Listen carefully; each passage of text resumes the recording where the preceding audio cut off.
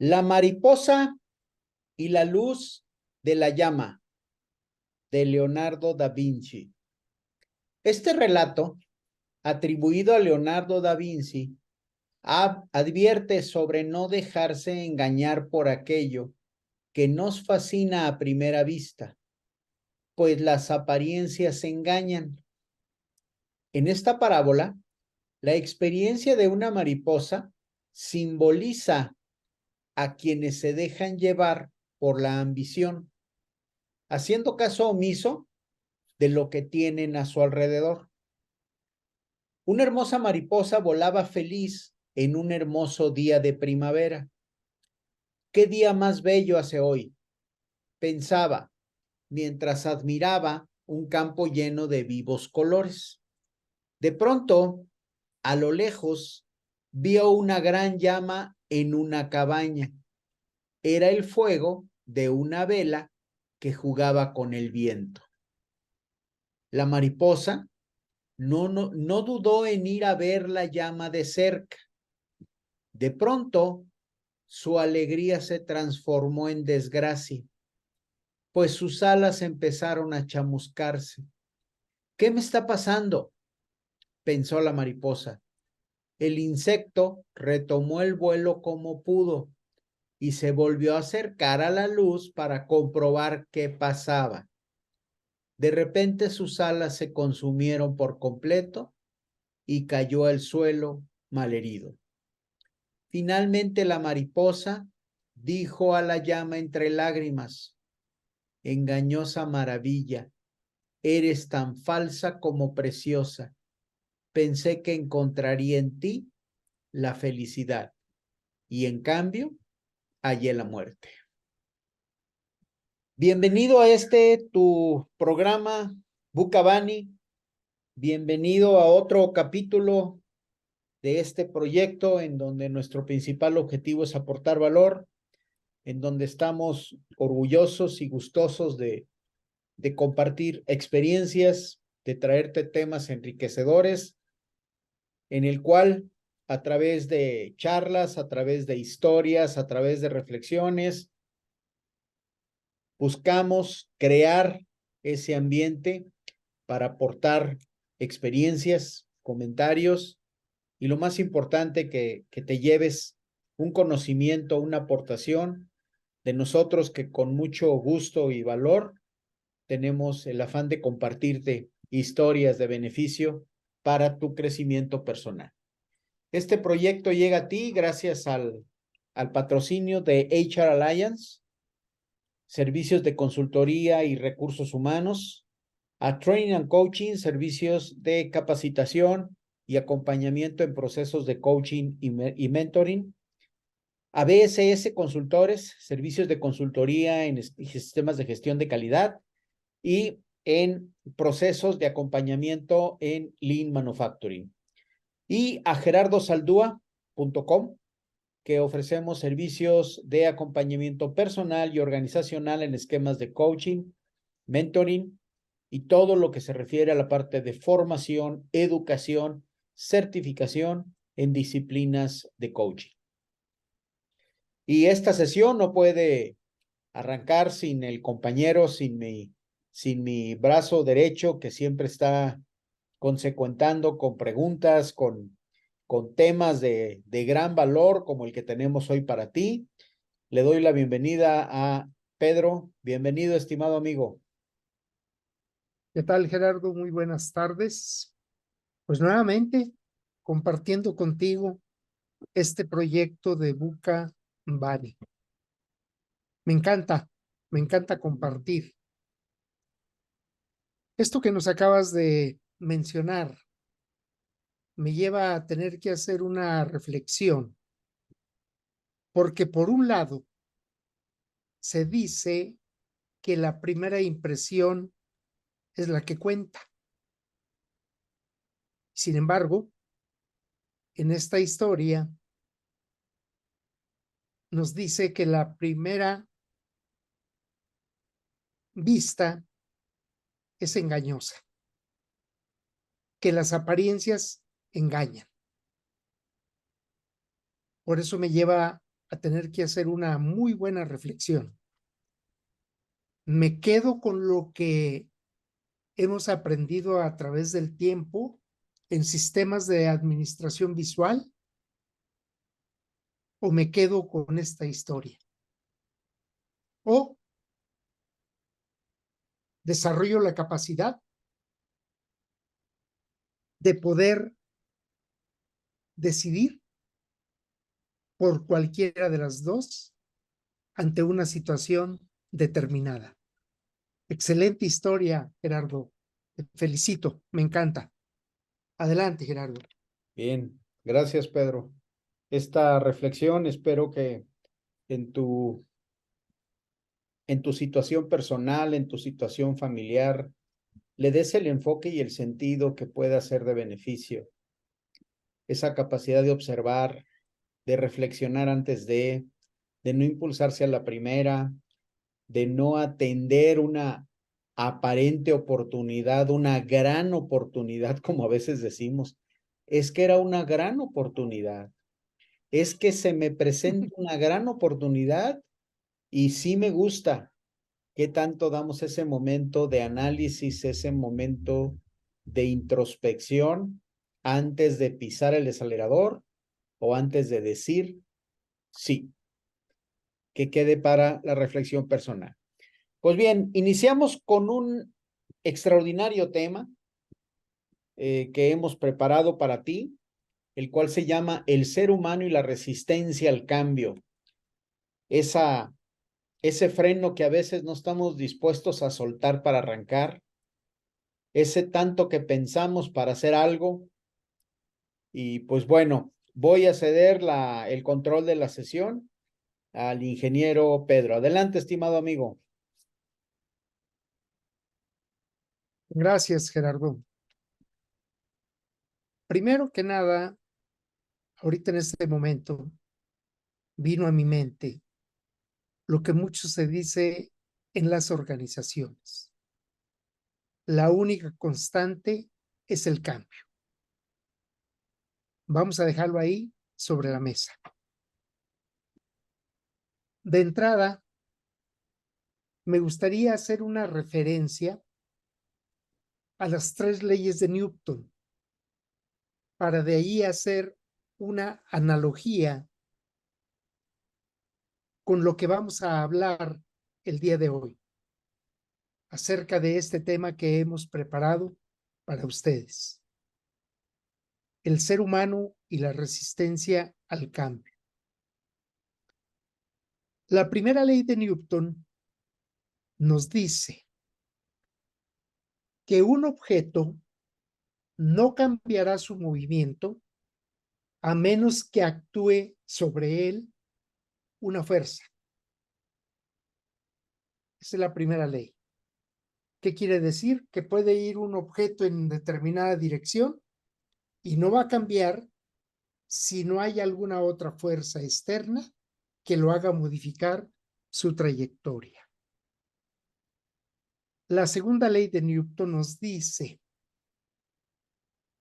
que los objetos más pesados necesitan una fuerza mayor para moverlos. Yo creo que suena lógico. Entre más grande es el objeto, pues más fuerza vamos a necesitar para poder moverlo, para poder desplazar.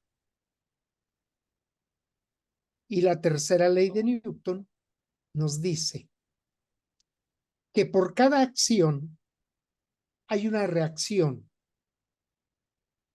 igual y opuesta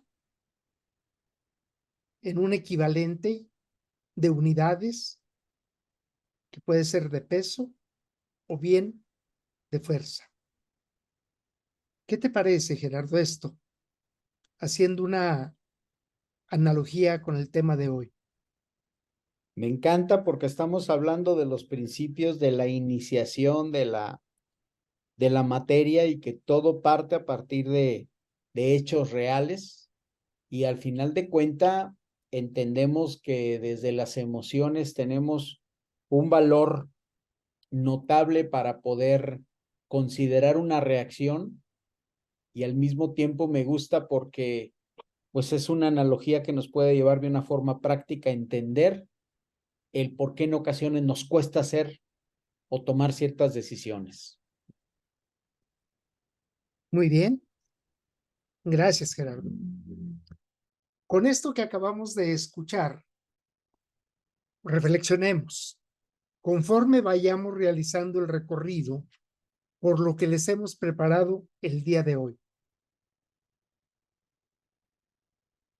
Se dice que el ser humano se resiste al cambio de manera natural, que es un mecanismo de defensa que tiene nuestro cerebro, que está diseñado para la supervivencia, el instinto. Aunque ahora sabemos, a través de la neurociencia, que la neuroplasticidad del cerebro nos permite a los seres humanos poder cambiar pautas de comportamiento y orientar de alguna manera la oportunidad que genera el cambio. Desgraciadamente, no en todos los colaboradores ocurre así. Como dijeran, en la viña del Señor hay de todo. La ovejita negra nunca faltará. Una persona llamada John Newstrom dice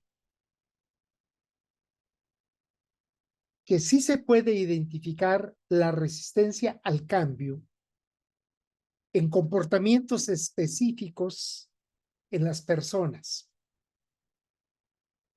tendientes a desacreditar, retardar o impedir la realización de un cambio en el trabajo,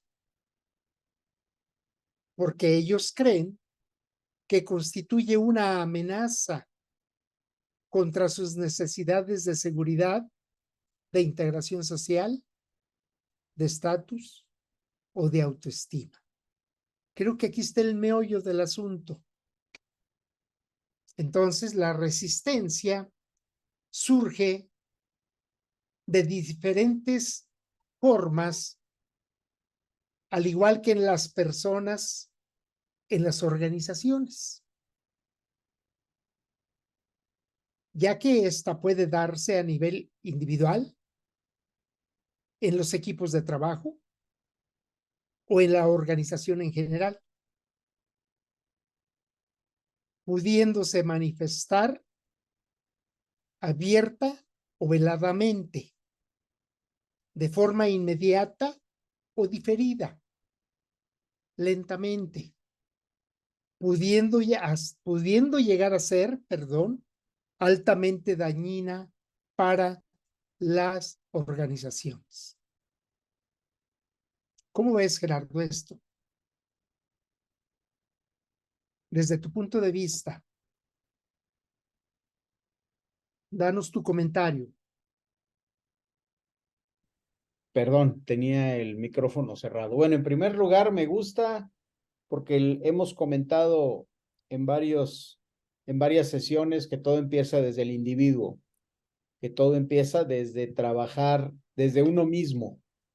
Con frecuencia jugamos tenis en la empresa y estamos con la raqueta aventando la culpa uno a otro y ahí nos la llevamos. Entonces, todo empieza desde mí mismo y al mismo tiempo también los comportamientos se construyen. Los comportamientos se hacen y se generan a partir de un deseo y de un motorcito que tenemos dentro que nace de la autoestima. Entonces, me alineo completamente con lo que mencionas, Pedro. Muy bien, si recordamos la sesión pasada, Gerardo, hablábamos de sentir, escuchar, pensar y actuar. Entonces creo que va de la mano. Y efectivamente va a depender mucho de la autoestima de cada persona. Vamos a revisar ahorita algunas de las principales razones por las que hay resistencia al cambio. Vamos a hablar de 8 puntos que creo que son los más relevantes. Puede haber más. Como todo, de acuerdo al autor que estemos leyendo, puede haber más, puede haber menos. Lo más seguro es que haya más. 1, los hábitos. 2, el temor a lo desconocido. 3, escasa información. 4, experiencias previas, por supuesto. 5, amenaza el trabajo y los ingresos. 6, percepción selectiva. 7, amenaza las relaciones de poder establecidas. 8, amenaza las relaciones interpersonales. Empecemos. Agárrense, porque ahí va. Hábitos.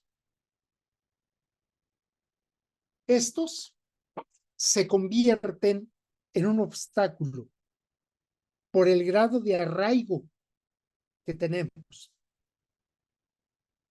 Un cambio trastoca la manera de cómo veníamos funcionando, cómo lo veníamos haciendo, y requiere de un cierto tiempo de ajuste y adaptación a las nuevas formas de hacer las cosas. Esto nos lleva a tener que romper paradigmas de manera sistemática. Por lo cual, si realmente, como dice en esta parte, hay un arraigo fuerte, eso nos complica en mucho el tener la capacidad de romper paradigmas de forma sistemática. Voy a hablar del segundo y luego hacemos un comentario por ahí, Gerardo, ¿de acuerdo? Segundo, temor a lo desconocido. Todo cambio constituye lo conocido por ambigüedad e incertidumbre. Y de alguna manera es normal que las personas sientan miedo a enfrentarse a algo que perciben en cierto riesgo o peligro. Y sobre todo, cuando no están o no han sido preparados o no cuentan con una competencia determinada. ¿Qué piensas, Gerardo, de estas dos opciones que tenemos para, de alguna manera, poder manejar o entender las razones de resistencia al cambio? Bueno, me gusta este tema de los hábitos porque yo lo relaciono mucho con uno de las disciplinas que en un tiempo se manejó que decía, tenemos que romper paradigmas, tenemos que buscar evolucionar en el decir, es que así lo he hecho por mucho tiempo. ¿Y quién me dice que a cambiar las formas va a dar un mejor resultado? Entonces, definitivamente, debemos de buscar evolucionar a través de romper paradigmas. Lo relaciono mucho con el coaching.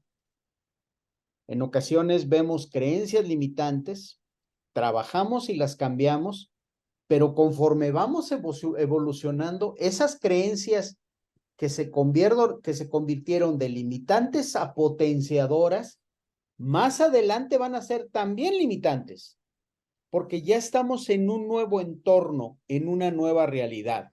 Eso es referente a los hábitos. Y referente al temor a lo desconocido, me lleva mucho a entender. Ingeniero, Sí, perdón, de ingeniero. complementar un poquito aquí. Sí, adelante. Siempre estamos llegando a un status quo, el cual tiene que ser mejorado. Y ese status quo siempre se va a volver un nuevo paradigma. Sería mi comentario adicional. Adelante, ingeniero. Perdón. Excelente, excelente. No, no, ningún problema. Siguiente es el temor a lo desconocido. En un tema también por ahí, hace algunos capítulos, hablamos de que el temor es bueno, porque el temor nos alerta y nos hace poner mayor atención ante ciertas situaciones. Lo desconocido nos atrae cierta incertidumbre y nos permite estar más alertas para ese posible riesgo o peligro, sobre todo cuando no estamos preparados. Pero ese temor debemos de enfrentarlo. Un ejemplo sencillo es la famosa zona de confort. Es ese, no me muevo porque me siento a gusto. Bueno, ¿y qué pasa si exploras un camino diferente? ¿Qué sucede si en lugar de entregar un reporte, por decirlo, acostumbrado a entregarlo en PowerPoint, qué sucede si identificas una nueva herramienta de diseño? ¿Qué sucede si aprendes? Esa capacidad de aventurarse para nuevos retos. Sería mi aportación, Pedro. Muy bien, excelente, ingeniero. Yo creo que algunas cosas son muy personales, son de creer, y otras son como en la organización, cuando no te dan la información o cuando no te preparan o no te desarrollan. Entonces hay varias vertientes que tenemos que atacar. Pasemos a escasa información. La escasa información siempre va a dar lugar a la especulación. Hemos escuchado Radio Pasillo, ¿no? Si las personas no comprenden el verdadero propósito de la transformación propuesta, que consiste en el qué o bien en lograr los objetivos, en el cómo, que consiste en la metodología, en el cuándo, que consiste al tiempo,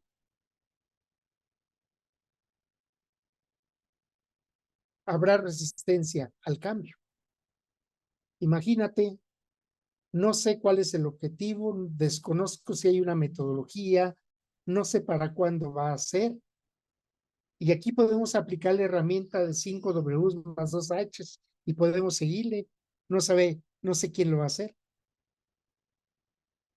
No sé dónde lo va a hacer, por ejemplo. Este es un factor común en las organizaciones.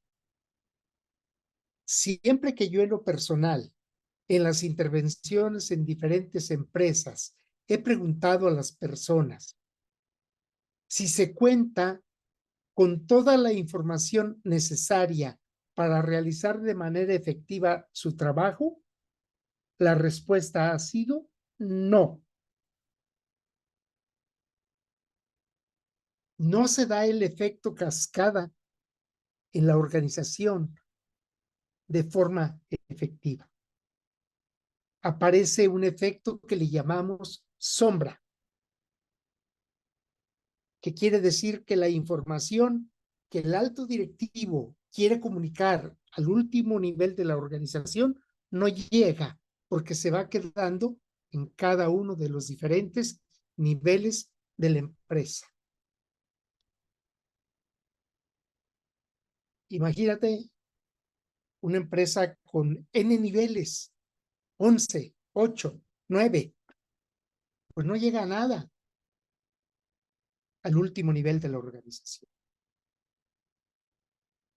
Bien, voy también a seguir con la siguiente, que es experiencias previas, y hacemos un comentario. Experiencias previas. Algunos colaboradores seguramente ya han vivido procesos de cambio en otras organizaciones y saben que esa transición no siempre es sencilla. Y si además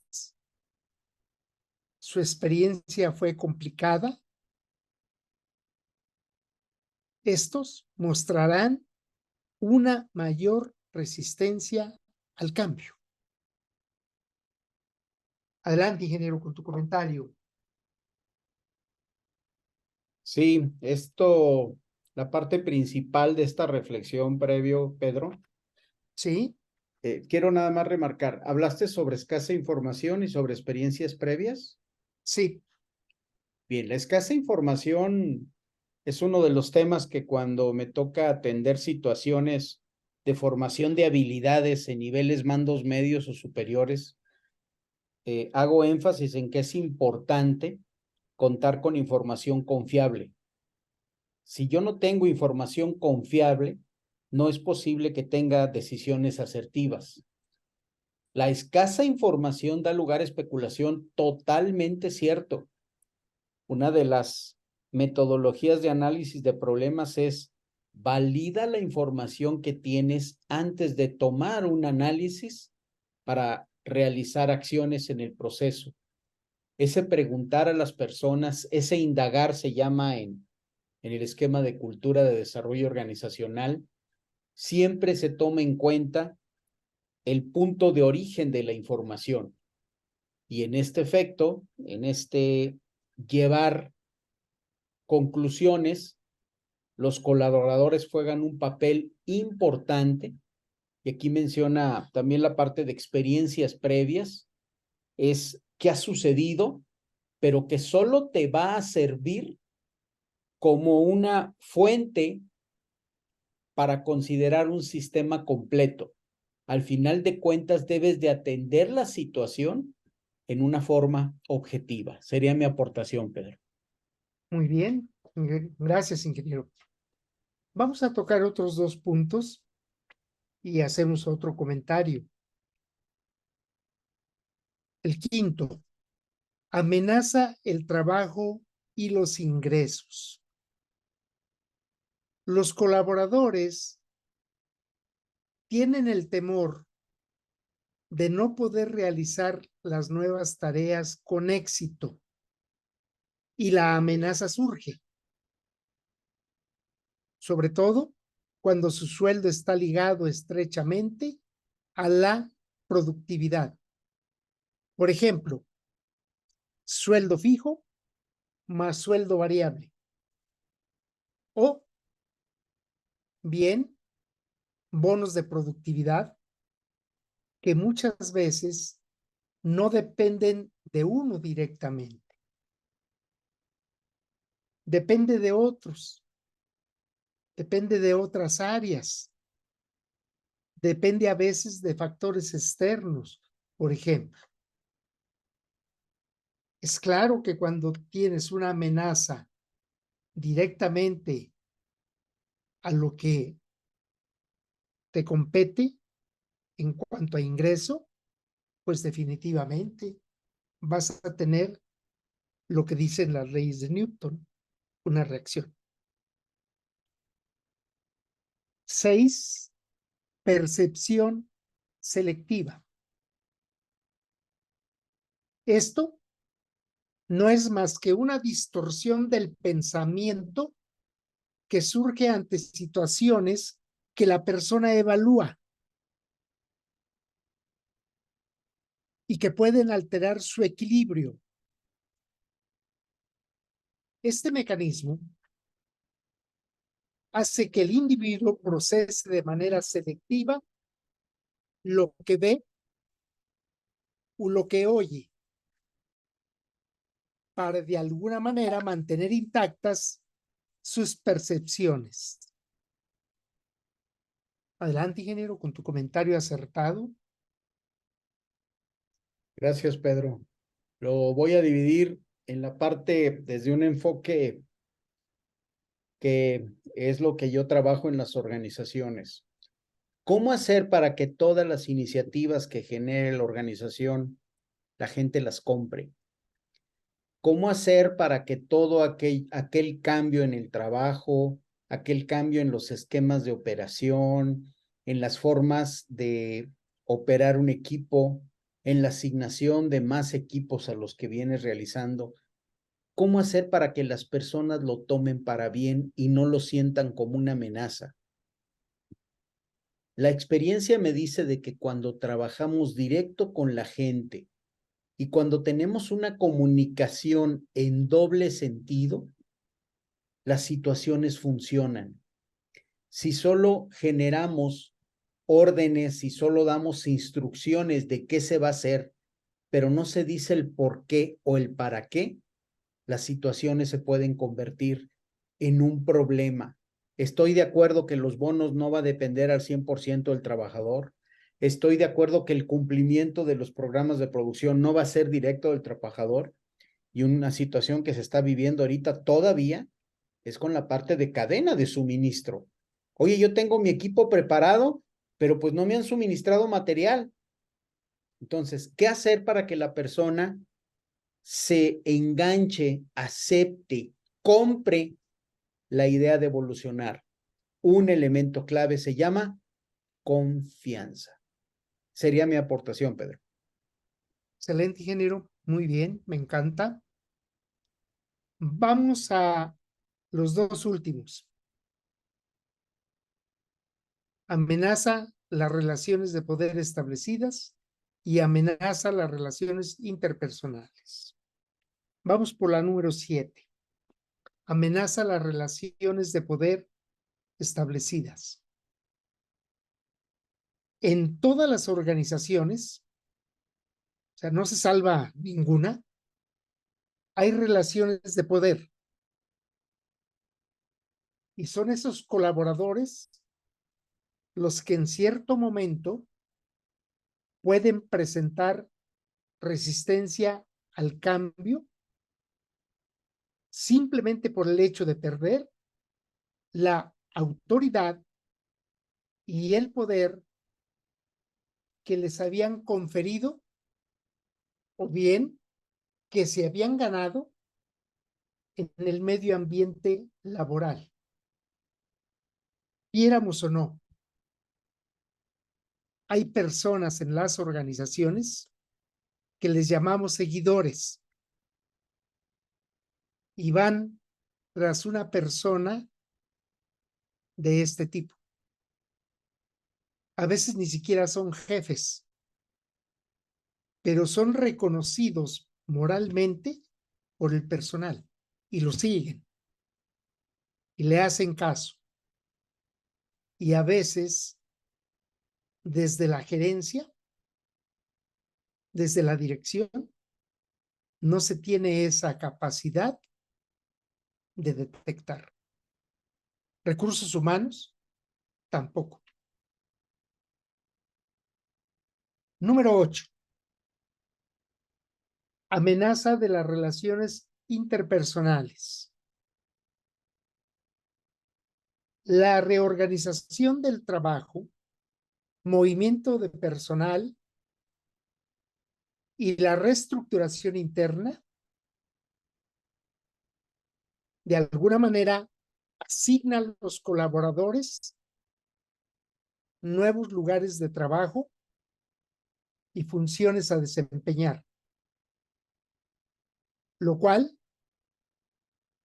impacta a los equipos que venían trabajando juntos y que algunas veces venían trabajando bien.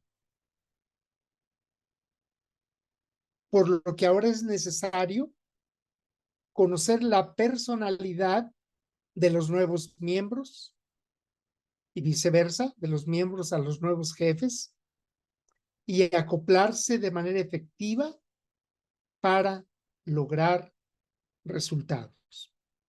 Hay un tiempo de transición, hay un periodo de gracia. En esta situación, en este sentido, la mayor afectación se da cuando se realizan cambios por favoritismos e inequidades.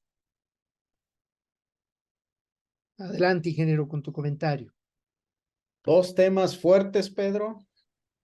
Dos temas de fondo. Sí, Incluso esto puede ameritar para dos sesiones específicamente esto de las relaciones de poder y de las amenazas en las relaciones interpersonales. sí, Voy a dar dos apreciaciones. Número uno, qué importante es integrar un equipo de trabajo. Es de gran importancia identificar los estilos de liderazgo, las personalidades, la capacidad de adaptación y lo más importante, el nivel de poder e influencia en las personas. Mencionabas el que en algunas ocasiones algunos colaboradores pueden funcionar como líderes o como seguidores. Algunos dentro de nuestra parte de crecimiento somos seguidores. ¿Por qué? Porque estamos en formación. Pero ¿qué proceso se tiene para que ese seguidor pueda llegar a ser un líder? Entonces, en verdad un equipo de trabajo funciona cuando los integrantes del mismo están claros en sus roles y fueron seleccionados de la forma adecuada para desempeñar un rol. Segundo, ¿por qué suceden las amenazas en las relaciones interpersonales?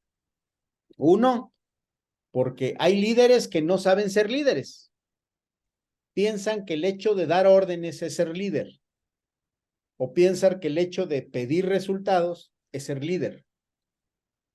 Segundo, puede haber personas que no son líderes, pero su naturaleza propia los hace convertirse en líderes. Entonces hay ciertas posiciones que ejercen ese nivel de autoridad, siendo que en el esquema organizacional no fue asignado así. Entonces, el verdadero resultado de un departamento, de un área en la parte de relaciones interpersonales, tiene que ver con conocer muy bien cuáles son las fuerzas de poder. Segundo, ¿debe alguna persona desde recursos humanos analizar las interrelaciones para poder ser un facilitador de ese proceso de cohesión? Sería mi aportación, Pedro. muy bien, ingeniero. Muy bien. Yo creo que entrando a cada tema, hay y hay mucho. Muy bien, pues ahora vamos a hablar, ingeniero, de qué estrategias podemos implementar para superar la resistencia al cambio ágilmente. Uno, haciendo un análisis de las fuerzas impulsoras y las fuerzas restrictivas del cambio. Esto viene desde el DO, del desarrollo organizacional, ¿no? Dos, contar con un sponsor con liderazgo, autoridad y poder para dirigir el cambio. ¿Cuál es el problema? Pues que muchas veces, y lo dije, desde la alta dirección no hay esa competencia. Y tú lo decías ahorita, no son líderes, son capataces, son directores de orquesta, nada más quieren dirigir. Tres, trazar la ruta crítica del cambio. Y aquí viene un poco a mi mente cuando en una ocasión hicimos una MED para el proyecto de implementación de equipos de trabajo. Yo creo que sería una herramienta muy buena para aplicar. 4, sensibilizar a los colaboradores de la necesidad del cambio. Y aquí me voy a adelantar un poco haciendo una recomendación de que vean un video que se llama El virus de la actitud. Dura alrededor de 19-20 minutos. Es un video valiosísimo. 5, fomentar un cambio participativo con un objetivo común. Esto cae en lo que tú decías del trabajo en equipo. Fomentar un cambio participativo, colaborativo, con un objetivo común. Es parte de la definición de un equipo de trabajo. 6, generar una comunicación clara, asertiva, suficiente y oportuna. Y le agrego tu término, y confiable. 7, nuevamente lo que tú ya dijiste, ingeniero, construir confianza, proporcionando apoyo e información de acuerdo al nivel. 8, plantear el costo-beneficio del cambio de manera interna y de manera externa. 9, manejar adecuadamente sentimientos y emociones de los colaboradores. Aquí se requiere la inteligencia emocional. 10, dar retroalimentación constante y sistemática durante todo el proceso. Es más, debiera ser parte de una cultura en la organización, un feedback sistemático. 11, elaborar estrategias de intervención en cada etapa del cambio para saber si vamos bien o vamos mal. Nos regresamos, redireccionamos o qué hacemos, pero no dejar que el barco se caiga o se hunda, perdón. ¿Sí? 12, brindar capacitación, entrenamiento y desarrollo a todos los niveles de la organización. 13, evitar plantear soluciones unilaterales ante los problemas que pudieran surgir. No se vale decir, yo pienso, yo siento, yo creo y vamos a hacer esto. No se vale. 14, hacer los ajustes que sean necesarios antes de institucionalizar el cambio. Para eso sirve lo que decíamos hace un momento, elaborar estrategias de intervención en cada etapa. 15 y última, dar reconocimiento a los colaboradores y festejar los resultados. ¿Qué te parecen las estrategias, ingeniero? Excelente, Pedro. Excelente. Y si me permites, quiero aportar unos enfoques que nos ayudan a entender por dónde empezar. Pongo un ejemplo. Hace unas horas me habla un director de recursos humanos de una empresa y me dice, ingeniero, necesito que nos ayudes en los procesos de contratación porque se nos está yendo mucho la gente. Tenemos alta rotación.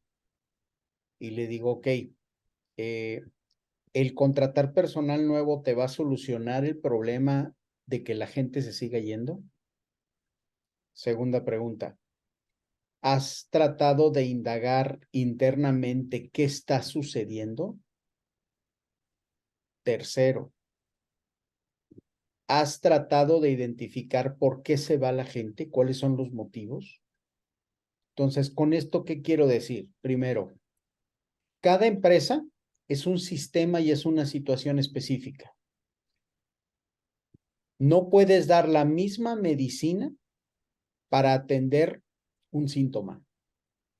Tienes que identificar el entorno completo para poder definir estrategias de solución. Segundo, la comunicación es un elemento clave ante una resistencia al cambio.